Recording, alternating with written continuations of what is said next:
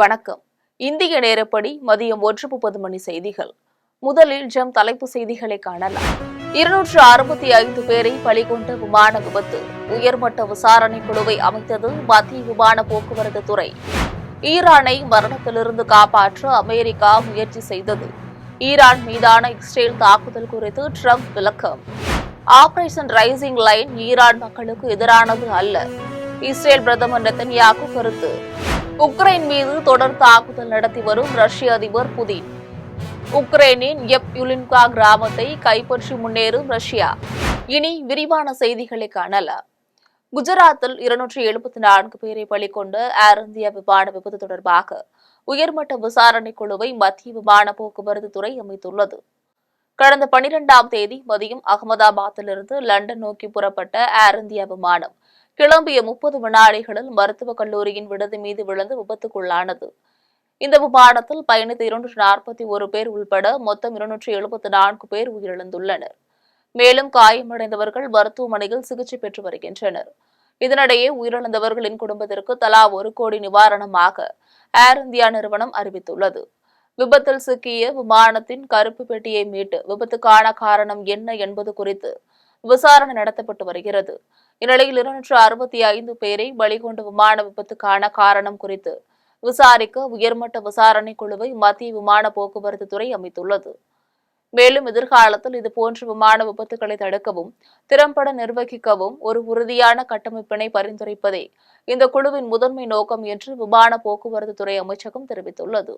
ஈரானை மரணத்திலிருந்து காப்பாற்ற அமெரிக்கா முயற்சி செய்ததாக அதிபர் ட்ரம்ப் தெரிவித்துள்ளார்.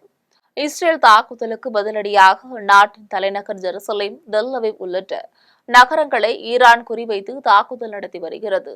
ஆபரேஷன் ட்ரூ பிராமிஸ் 3 என்ற பெயரில் 250க்கும் மேற்பட்ட ஏவுகணைகளை வீசி ஈரான் தாக்குதல் நடத்தியது. இதில் இஸ்ரேலின் பல்வேறு கட்டிடங்கள் பலத்த சேதமடைந்துள்ளன.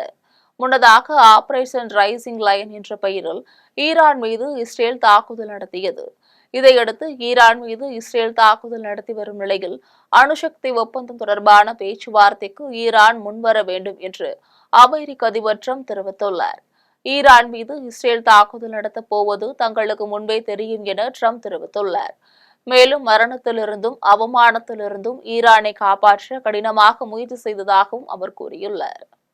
இஸ்ரேலின் தாக்குதல் ஈரான் மக்களுக்கு எதிரானது இல்லை என இஸ்ரேல் பிரதமர் பெஞ்சமின் நெதன்யாகு தெரிவித்தார். ஈரானில் இஸ்ரேல் நடத்தி வரும் வான்வெளி தாக்குதல்களில் 78 பேர் கொல்லப்பட்டுள்ளனர். ஈரானின் அணு ஆயுத தளங்கள், ஏவுகணை மையங்கள் மீது இஸ்ரேல் சரமாரியான வான்வெளி தாக்குதல் நடத்தியது. இந்த தாக்குதலில் ஈரானின் 3 முக்கிய படைத்தளபதிகள் மற்றும் அணுசக்தி விஞ்ஞானிகள் பலர் கொல்லப்பட்டனர். இதன் காரணமாக இஸ்ரேல், ஈரான் ஆகிய இரு நாடுகளும் தொடர்ச்சியான ஏவுகணை தாக்குதல்களில் ஈடுபட்டுள்ளனர். இந்த தாக்குதலில் ஈரானில் 320க்கும் மேற்பட்டோர் பலத்த காயமடைந்துள்ளனர். இதுகுறித்து இஸ்ரேல் பிரதமர் பெஞ்சமின் நெதன்யாகு தீய மற்றும் அடக்குமுறை ஆட்சியிலிருந்து எழுந்து நின்று மக்கள் அனைவரும் ஒன்றுபட வேண்டிய நேரம் வந்துவிட்டது என கூறியுள்ளார். இஸ்ரேலின் போராட்டம் ஈரான் மக்களுக்கு எதிரானது அல்ல என்றும் உங்களை ஒடுக்கி வறுமையில் ஆழ்த்தும் ஆட்சிக்கு எதிரானது என்றும் நெதன்யாகு தெரிவித்துள்ளார். உக்ரைன் மீது தாக்குதல் நடத்தி வடகிழக்கு பிராந்தியமான யுலின்கா என்ற கிராமத்தை ரஷ்யா கைப்பற்றியுள்ளது. உக்ரைன் மற்றும் ரஷ்யா இடையே 3 ஆண்டுகளுக்கு மேலாக போர் நடைபெற்று வருகிறது. ராணுவ கூட்டமைப்பான நேட்டோவில் இணைய உக்ரைன் முயன்று வருவதால் இதற்கு எதிர்ப்பு தெரிவித்து ரஷ்யா இந்த தாக்குதலை நடத்தி வருகிறது. உக்ரைனுக்கு ஆதரவாக அமெரிக்கா, ஐரோப்பிய நாடுகள் பொருளாதார உதவியை வழங்குகின்றன. இருப்பினும் ரஷ்யா தன்னுடைய ராணுவ பலத்தால் உக்ரைனை கடுமையாக தாக்கி வருகிறது. இந்நிலையில் கடந்த சில நாட்களுக்கு முன்னர் ஆபரேஷன் சிலந்தி வலை என்ற பெயரில் ரஷ்யா மீது உக்ரைன் தாக்குதல் நடத்தியது. இதனால் கடும் கோபமடைந்த ரஷ்யா அதிபர் புதின் கடுமையான பதில் தாக்குதல் நடத்தினார். இதில் அப்பாவி உக்ரைனியர்கள் பலர் உயிரிழந்தனர். உக்ரைனின் அதிபர் ஜெலன்ஸ்கி பதவி விலக வேண்டும் என்பது ரஷ்ய அதிபர் புதின் கோரிக்கையாக உள்ளது.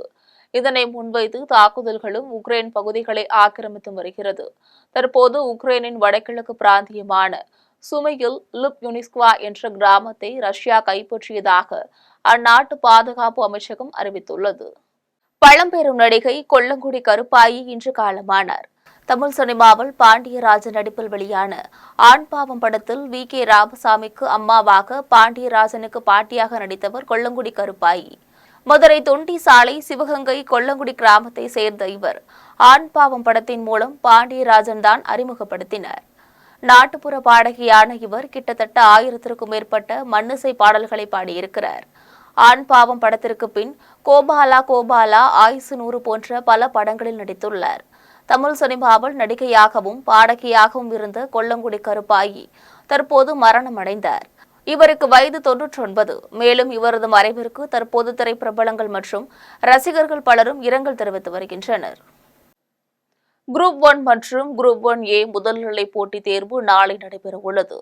தமிழ்நாடு அரசு பணியாளர் தேர்வாணையம் சார்பில் சப் கலெக்டர், டிஎஸ்பி, வணிக வரி உதவி கமிஷனர், ஊரக வளர்ச்சி உதவி இயக்குநர் உள்பட குரூப் 1 பணியிடங்களில் 70 காலியிடங்கள் உள்ளன.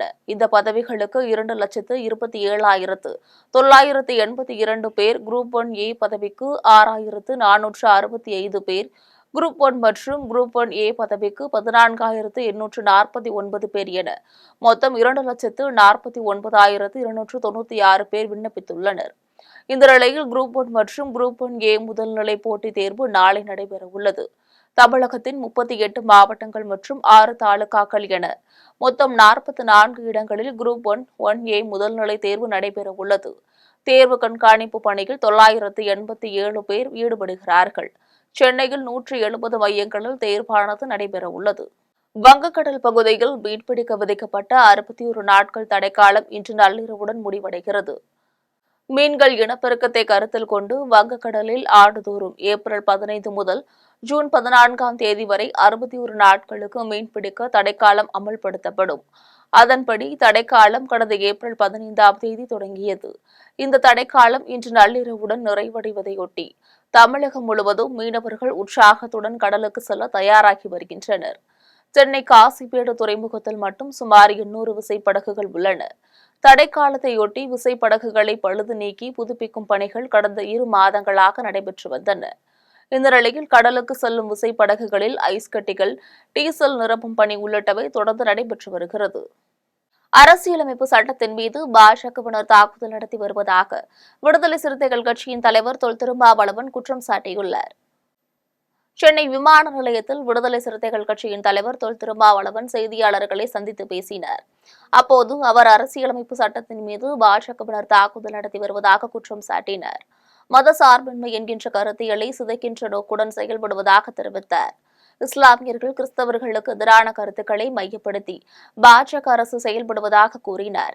இதனால்தான் மத சார்பின்மையை காப்போம் என குரல் கொடுக்க வேண்டிய சூழ்நிலை ஏற்பட்டுள்ளதாக கூறினார். மேலும் கீழடி அகழாய்வு அறிக்கையை உடனடியாக வெளியிட வேண்டும் என வேண்டுகோள் விடுத்தார்.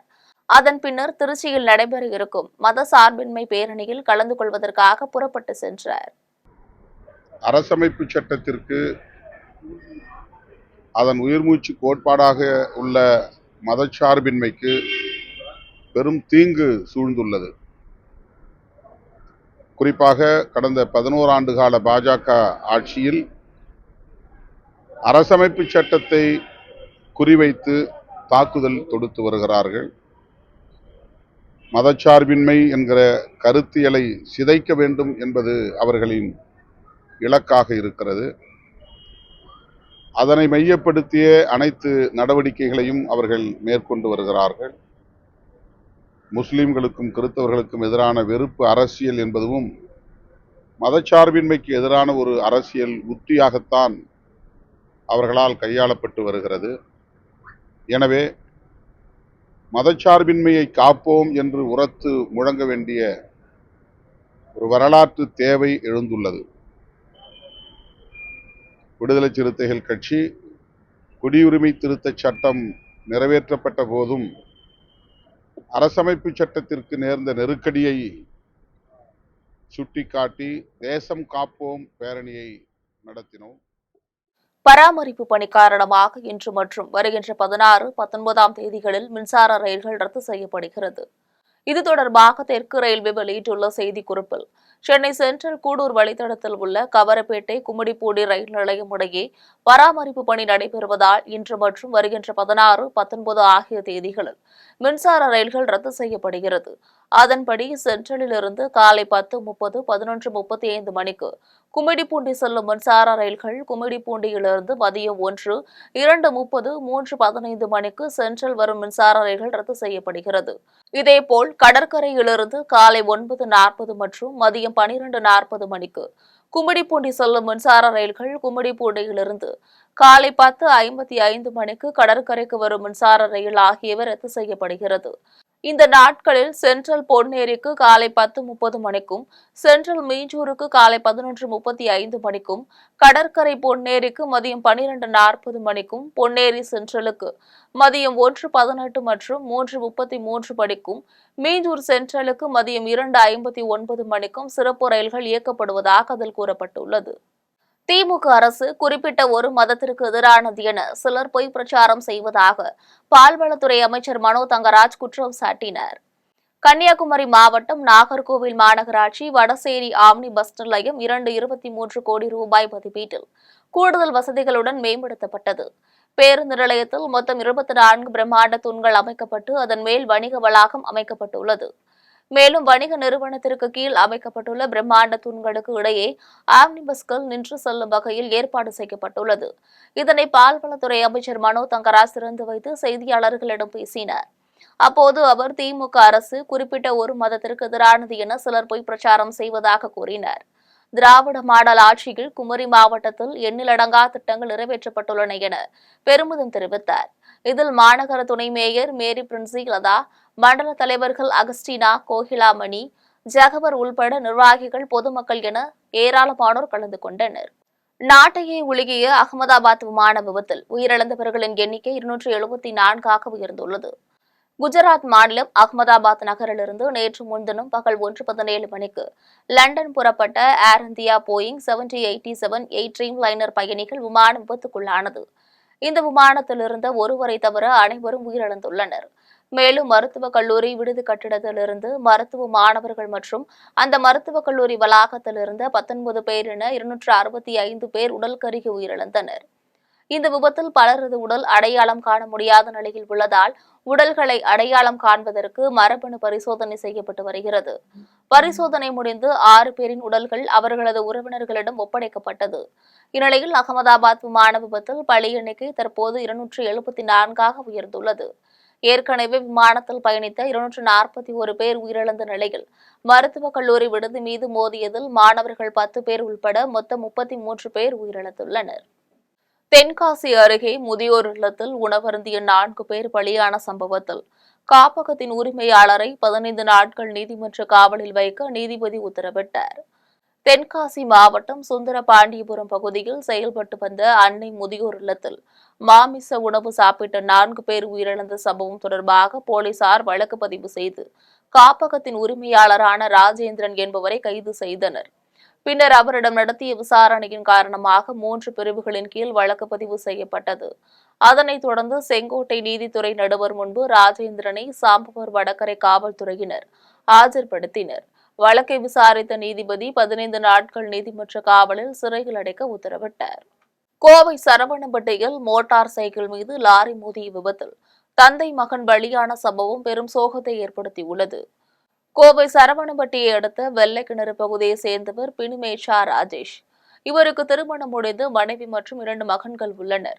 இவரது மூத்த மகனான 10 வயது சிறுவன் வினீத் வர்மா துடியலூர் சாலையில் உள்ள தனியார் பள்ளியில் 5ஆம் வகுப்பு படித்து வந்தார். மேலும் இவர் காலப்பட்டியில் உள்ள ஸ்கேட்டிங் சிறப்பு வகுப்பில் சேர்ந்து பயிற்சி பெற்று வந்தார். இந்த பயிற்சி வகுப்பிற்கு பினிமேஷா ராஜேஷ் தன்னுடைய மகனை வழக்கம் போல் காலை 5 மணிக்கு ஸ்கேட்டிங் வகுப்பிற்கு அழைத்து சென்றுள்ளார். அப்போது விளாங்குறிச்சி செல்லும் சாலை சோதனை சாவடி அருகே மோட்டார் சைக்கிளில் சென்று கொண்டிருந்த போது அவர்களுக்கு பின்னால் வந்த லாரி ஒன்று மோட்டார் சைக்கிள் மீது மோதியது. இதில் சம்பவ இடத்திலேயே தந்தையும் மகனும் பரிதாபமாக உயிரிழந்தனர். இதுகுறித்து தகவல் அறிந்த போலீசார் இறந்தவரின் உடலை மீட்டு கோவை அரசு மருத்துவமனைக்கு பிரேத பரிசோதனைகளுக்காக அனுப்பி வைத்து லாரி டிரைவர் மனோகரன் என்பவரை கைது செய்து விசாரணை மேற்கொண்டு வருகின்றனர். அழகிரி மகன் துரை தயாநிதியின் மீதான வழக்கிலிருந்து விடுவிக்க கோரி தாக்கல் செய்யப்பட்ட மனு மீதான விசாரணை வருகின்ற 16ஆம் தேதிக்கு ஒத்திவைத்து நீதிமன்றம் தீர்ப்பளித்துள்ளது. மதுரை மாவட்டம் மேலூர் கீழ்வளவு பகுதியில் அரசுக்கு சொந்தமான இடத்தில் சட்டவிரோதமாக கிரானைட் கற்கள் எடுத்து அரசிற்கு 259 கோடி ரூபாய் இழப்பு ஏற்படுத்தியதாக ஒலிம்பல் கிரானைட் நிறுவனம் மற்றும் அதன் பங்குதாரர்களான நாகராஜன் மற்றும் முன்னாள் மத்திய அமைச்சர் அழகிரியின் மகன் துரை தயாநிதி ஆகியோர் மீது போலீசார் வழக்கு பதிவு செய்தனர். இந்த வழக்கில் நாகராஜன், துரை தயாநிதி உள்பட பலர் மீது மேலூர் நீதித்துறை நடுவர் மன்றத்தில் 5191 பக்கங்கள் கொண்ட குற்றப்பத்திரிகையை 2018 தாக்கல் செய்யப்பட்டது. இந்த முறைகேடு தொடர்பாக சட்டவிரோத பண பரிவர்த்தனை தடுப்பு சட்டத்தின் கீழ் துரை தயாநிதி உள்ளிட்டோர் மீது அமலாக்கப் பிரிவு தனி வழக்கு பதிவு செய்து விசாரணை நடத்தியது. இந்நிலையில் இது தொடர்பான வழக்கில் தன்னை விடுவிக்க கோரி துரை தயாநிதி தரப்பில் மனு தாக்கல் செய்யப்பட்டது. இதனை நீதிபதி சண்முகவேல் முன்பாக விசாரணைக்கு வந்தது. அப்போது துரை தயாநிதி தரப்பில் ஆஜரான வழக்கறிஞர் துரை தயாநிதிக்கு வெளிநாட்டில் சிகிச்சை அளிக்கப்பட்டு வருவதாகவும் மன ரீதியான பிரச்சினைகள் இருப்பதால் இந்த வழக்கிலிருந்து விடுவிக்குமாறு முறையிட்டனர். அப்போது அமலாக்கத்துறை தரப்பில் ஆஜரான வழக்கறிஞர் துரை தயாநிதியை நேரில் ஆஜர்படுத்தி அவரது மனநிலை குறித்து உறுதி செய்ய வேண்டுமென நீதிபதியிடம் முறையிட்டனர். இருதரப்பு வாதங்களையும் கேட்ட நீதிபதி துரை தயாநிதியின் சிகிச்சை குறித்தான முழுமையான மருத்துவ ஆவணங்களை சமர்ப்பிக்குமாறு கூறி வழக்கு விசாரணை வரும் 16ஆம் தேதிக்கு ஒத்திவைத்து தீர்ப்பளித்தார். புதுச்சேரியில் விலையில்லா ரேஷன் அரிசி வழங்கும் டெண்டரை வடமாநில நிறுவனங்களுக்கு அளித்து அரசு பல கோடி ரூபாய் முறைகேட்டில் ஈடுபட்டுள்ளதாக சட்டமன்ற எதிர்க்கட்சித் தலைவர் சிவா குற்றம் சாட்டியுள்ளார். புதுச்சேரி சட்டப்பேரவை வளாகத்தில் சட்டமன்ற எதிர்க்கட்சித் தலைவர் சிவா செய்தியாளர்களை சந்தித்து பேசினார். அப்போது அவர் புதுச்சேரியில் ஏழை மக்களுக்கு ரேஷன் கடைகள் மூலம் வழங்கப்படும் இலவச அரிசியில் மாபெரும் முறைகேடுகள் நடைபெறுவதாக கூறினார். இலவச அரிசி விநியோகத்தில் முறையாக டெண்டர் விடுவது போல் நாடகமாடி தனக்கு சாதகமான ஒரு வடநாட்டு கம்பெனியுடன் கூட்டு சேர்ந்து அதிகாரிகள் கொள்ளையடித்து வருவதாக குற்றம் சாட்டினார். இதனால் உள்ளூர் அரிசி ஆலைகளும் பெரிதும் பாதிக்கப்பட்டுள்ளனர். இந்த மோசடியால் புதுச்சேரி அரசின் மக்கள் நலன் பாதிக்கப்பட்டு ஏழை எளிய விவசாயிகளின் நம்பிக்கை கேள்விக்குறியாகியுள்ளது என அவர் தெரிவித்துள்ளார். புதுச்சேரியில் தற்போது ரேஷனில் வழங்கப்படுகின்ற அரிசி அண்டை மாநிலங்களிலிருந்து கொள்முதல் செய்யப்பட்டதாகவும் இதனால் புதுச்சேரிக்கு 20 கோடி ரூபாய் வரை வருவாய் இழப்பு ஏற்பட்டுள்ளதாக தெரிவித்தார். மேலும் டெண்டரை முறையாக நடத்தவில்லை என்றால் திமுக சார்பில் குடிமைப் பொருள் வழங்கல் துறையை முற்றுகையிட்டு போராட்டம் நடத்தப்படும் என எச்சரித்துள்ளார். பிரச்சனைகள் நிறைய வந்தாலும் கூட மக்களுக்கு அந்த அரிசிகள் சென்று சேர்கிறது. ரொம்ப நாளுக்கு அப்புறம் இந்த திட்டத்தை ஆரம்பிச்சிருக்கிறாங்க அப்படின்ற முறையில் எல்லாத்துக்கும் குறை சொல்லி இருக்கக்கூடாதுன்றதுக்கோசம் அந்த குறைகள் அப்போது கண்ணுக்கு தெரிஞ்சால் கூட அடுத்தாவது சரி செய்திருவாங்கன்ற நம்பிக்கையில் பேசாமல் இருக்கணும். ஒரு குறிப்பிட்ட கம்பெனிக்கு மட்டுமே இந்த டெண்டர் கிடைக்கிற வகையில் டெண்டர் தான் விடப்பட்டது. ஆனால் அதில் இருக்க கண்டிஷன் அடிப்படையில் பார்க்கும்போது ஒரு குறிப்பிட்ட கம்பெனி தான் அதை எடுக்க முடியும். அவங்களுக்கு புதுச்சேரியில் அரிசி ஆலையோ ரைஸ் மில்லோ இல்லை குடோனோ இல்லை இதுக்கு முன்னாடி அரிசி இங்கே வியாபாரம் பண்ணிக்கக்கூடிய சூழ்நிலையோ எதுவுமே கிடையாது. அவங்களுக்கு அந்த டெண்டரை கொடுத்தாங்க. அவங்க அந்த 4 மாத காலம் ஏறக்குறைய 88 கோடி ரூபாய் அளவுக்கு சப்ளை பண்ணாங்க. புதுக்கோட்டையில் அகமதாபாத் ஏர் இந்தியா விமான விபத்தில் உயிரிழந்தவர்களுக்கு பள்ளி குழந்தைகள் அஞ்சலி செலுத்தினர். புதுக்கோட்டை மாவட்டம் கலபம் கிராமத்தில் உள்ள ஊராட்சி ஒன்றிய தொடக்கப் பள்ளியில் அகமதாபாத்தில் ஏர் இந்தியா விமான விபத்தில் உயிரிழந்தவர்களுக்கு அஞ்சலி செலுத்தப்பட்டது. இதில் பள்ளி மாணவர்கள் இந்து, முஸ்லிம், கிறிஸ்டின் மதத்தை சேர்ந்தவர்களைப் போல வேடங்கள் அணிந்து பாடல்கள் பாடி மலர் தூவி கண்ணீர் அஞ்சலி செலுத்தினர். சமூக ஆர்வலரும் நாட்டுப்புற கலைஞருமான இளவரசன் தலைமையில் இந்நிகழ்ச்சி நடைபெற்றது. அதன் பின்னர் பள்ளி பயிலும் குழந்தைகள் மௌன ஊர்வலம் சென்றனர். சேலம் அருகே தீபாவளி ஃபண்ட் என்ற பெயரில் பொதுமக்கள் பணத்தை லட்சக்கணக்கில் ஏமாற்றிய பெண்ணை கைது செய்ய வலியுறுத்தி மக்கள் கோரிக்கை விடுத்துள்ளனர். சேலம் மாவட்டம் ஐயா கவுண்டர் பகுதியை சேர்ந்த சாந்தி என்பவர் வாழப்பாடி பகுதியில் வசித்து வருகிறார். 2 மகன்களும் வெளிநாட்டில் வேலை பார்த்து வரும் நிலையில் தீபாவளி ஃபண்ட் பிடித்துள்ளார். ஆனால் அதற்கான ஃபண்ட் போட்டவர்களுக்கு உரிய பணத்தை தராமல் இருந்துள்ளார். இதையடுத்து குடியிருக்கும் வீட்டை விற்பனை செய்து அதில் வரும் பணத்தை வைத்து அனைவருக்கும் பணத்தை தருவதாக உறுதியளித்துள்ளார். இந்நிலையில் வாழப்பாடி சார் பதிவாளர் அலுவலகத்தில் வீடு கிரயம் முடிந்த கையோடு சாந்தி மாயமாகியுள்ளார். மாயமான சாந்தியிடமிருந்து பணத்தை மீட்டு தர வேண்டி வாழப்பாடி பகுதியை சேர்ந்து 30க்கும் மேற்பட்டவர்கள் வாழப்பாடி போலீஸ் நிலையத்தை முற்றுகையிட்டனர். இதனால் பரபரப்பு ஏற்பட்டது. இதையடுத்து அவர்கள் அளித்த புகார் மனுவை பெற்றுக் கொள்வதாக போலீசார் உறுதியளித்ததன் அடிப்படையில் பொதுமக்கள் கலைந்து சென்றனர். 20 மாதம் நடத்தினா 1 லட்ச ரூபா சீட்டு, 50,000 ரூபா சீட்டு இப்படியெல்லாம் நடத்திக்கிட்டு இருந்தாங்க. சீட்டு முடிஞ்சதும் காசு கொடுப்பாங்க. ஒரு சிலருக்கு வந்து நான் அப்புறமா சீட்டு உங்க என்ன பண்ணுற, நானே அந்த சீட்டு காசு வச்சுக்கிட்டு உனக்கு தேவையான வட்டி தானே, வட்டி மாதம் 2 வட்டி போட்டு நான் உங்களுக்கு கொடுத்துட்றேன் அப்படின்னு சொல்லி பண்ணிக்கிட்டு இருந்துச்சு. அது 5-6 வருஷமாக இது தொடர்ந்து நடந்துக்கிட்டே தான் இருந்துச்சு. நல்ல ஒரு ஃப்ரெண்ட்ஷிப்பில் தான் இருந்தாங்க. ஆனால் இப்போ திடீர்னு வந்து அவங்க அப்படியே இப்போ எல்லாத்தையும் சீட்டு போட்டதெல்லாம் அப்படியே பிரேக் பண்ணி நிறுத்திவிட்டாங்க. யாருக்கும் பணமே கொடுக்கல. ரெண்டாவது கைமாத்தா வாங்கின பணமும் கொடுக்கல. சீட்டு பணம் பலகார சீட்டு நடத்திக்கிட்டு வந்தாங்க. தீபாவளி பலகார சீட்டு, அந்த சீட்டு பணமும் எல்லாம் நிறையா ஸ்டாக் பண்ணிட்டாங்க. இப்போ வீடு என்னால் முடியல, நான் வீட்டை விற்று தரேன்னு சொல்லி பண்ணாங்க. ஆனால் வீடு விற்றுவிட்டாங்க. விற்று கிரை முடிஞ்சோடு தரனாங்க. கிரை முடிஞ்சு போச்சு. ஆனால் பணம் இன்னும் வரல. விருத்தாச்சலம் அருகே விருத்தகிரீஸ்வரர் கோவிலில் உண்டியல் உள்ள காணிக்கையை எண்ணும் பணி நடைபெற்றது. கடலூர் மாவட்டம் விருத்தாச்சலத்தில் அமைந்துள்ள பாலாம்பிகை உடனுரை விருத்தகிரீஸ்வரர் கோவிலில் நிரந்தர உண்டியல்கள் 9 திருப்பணி உண்டியல் 1 என மொத்தம் 10 உண்டியல்கள் உள்ளது. இந்நிலையில் இந்த உண்டியலில் உள்ள காணிக்கை எண்ணும் பணி கடலூரிலிருந்து இந்து அறநிலையத்துறை உதவி ஆணையர் சந்திரன் தலைமையில் கோவில் செயல் அலுவலர் மாலா முன்னிலையில் நடைபெற்றது. இன்று காலை 10 மணி முதல் நடைபெற்ற உண்டியல் எண்ணும் பணியில் சமூக ஆர்வலர்கள் உட்பட பலர் கலந்து கொண்டனர். இதில் 7,58,697 ரூபாயை மக்கள் காணிக்கையாக செலுத்தியுள்ளனர். மற்றும் 1 கிராம் தங்கம், 50 கிராம் வெள்ளி, வெளிநாட்டு கரன்சியும் இருந்தனர். இனி வருவது விளையாட்டு செய்திகள்.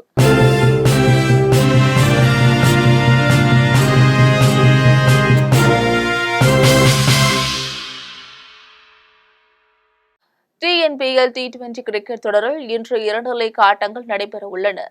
8 அணிகள் இடையிலான 9வது TNPL T20 கிரிக்கெட் தொடர் கோவையில் கடந்த 5ஆம் தேதி தொடங்கியது.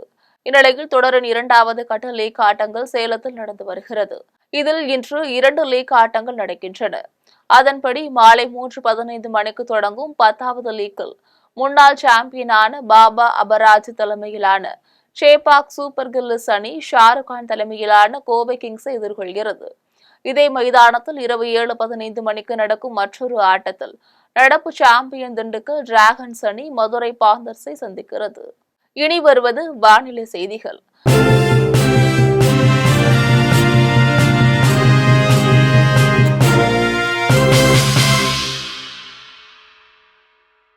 தமிழகத்தில் 7 மாவட்டங்களில் இன்று மழைக்கு வாய்ப்பு உள்ளதாக வானிலை ஆய்வு மையம் தெரிவித்துள்ளது.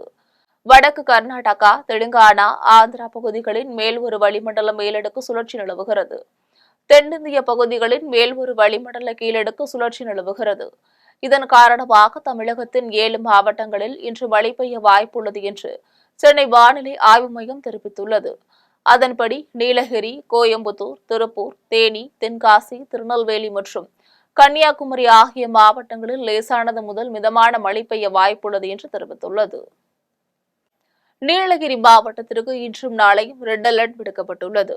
நீலகிரி மாவட்டத்தில் இன்றும் நாளையும் அதிக கனமழை வரை பெய்யும் என்பதால் நிர்வாக ரீதியாக அங்கு ரெட் அலர்ட் விடுக்கப்பட்டுள்ளது. இன்று கோவை, திருநெல்வேலி மாவட்ட மலைப்பகுதிகள், தென்காசி, கன்னியாகுமரி மாவட்டங்களில் ஓரிரு இடங்களில் கன முதல் மிக கனமழையும், தேனி, திண்டுக்கல்லில் ஓரிரு இடங்களில் கனமழையும் பெய்ய வாய்ப்புள்ளதாக தெரிவித்துள்ளது. இதேபோல் நாளை மறுதினம் நீலகிரி மாவட்டத்தில் ஓரிரு இடங்களில் கன முதல் மிக கனமழையும், கோவை மாவட்ட மலைப்பகுதிகள், தேனி, தென்காசி மாவட்டங்களில் ஓரிரு இடங்களில் கனமழையும் பெய்யக்கூடும் என்று சென்னை வானிலை ஆய்வு மையம் தெரிவித்துள்ளது. இதற்கிடையே இன்று சனிக்கிழமை அரசு பள்ளிகளுக்கு விடுமுறை என்ற நிலையில் தனியார் பள்ளிகள் விடுமுறையாணை விடப்பட்டுள்ளது. மாவட்ட நிர்வாகத்தின் அறிவிப்பை மீறி செயல்படும் பள்ளிகள் மீது கடும் நடவடிக்கை எடுக்கப்படும் என தனியார் பள்ளிகளுக்கு நீலகிரி மாவட்ட முதன்மை கல்வி அலுவலர் நந்தகுமார் எச்சரிக்கை விடுத்துள்ளார். இனி வருவது தங்கம் மற்றும் வெள்ளி விலை நிலவரம்.